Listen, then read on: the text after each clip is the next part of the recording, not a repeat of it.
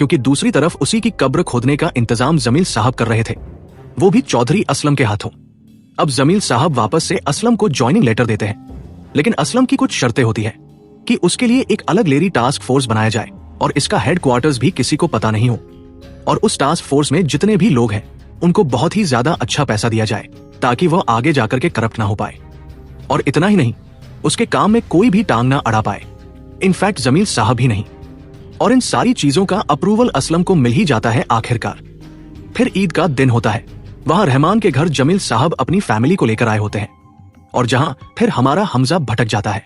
और वही रहमान जमील साहब से पूछता है कि असलम वापस से यहाँ पर क्यों आ गया है, जिस पर जमील साहब आसर कहते हैं, कौन असलम? जिस पर जमील साहब उसे कहते हैं कि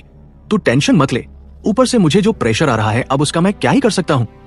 उसे मैं कब तक ही कंट्रोल कर पाता, कुछ भी होगा तो मैं हूं, कराची तो अपना ही है। और वापस से वहां पर हमजा यलीना से मिलता है, थोड़ी और क्लोजनेस आती है दोनों के बीच में।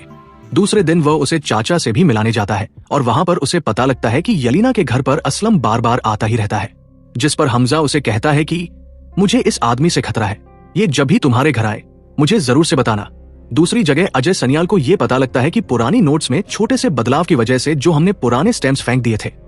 और उन पुराने स्टैम्प्स को एक एमपी का मिनिस्टर दुबई ले जाकर के लखानी ब्रदर्स को करोड़ में वो स्टैम्प्स बेच कर आया है। इस वजह से वो लोग ऐसी फेक नोट्स छाप करके इंडिया की मार्केट में उसे फैला रहे हैं। लेकिन अजय सनियाल समझ जाता है कि वो लोग अभी इनका कुछ भी नहीं बिगाड़ सकते, अभी बात दबा कर रखो, जब इसका सॉल्यूशन निकलेगा तब उनको दबोचेंगे।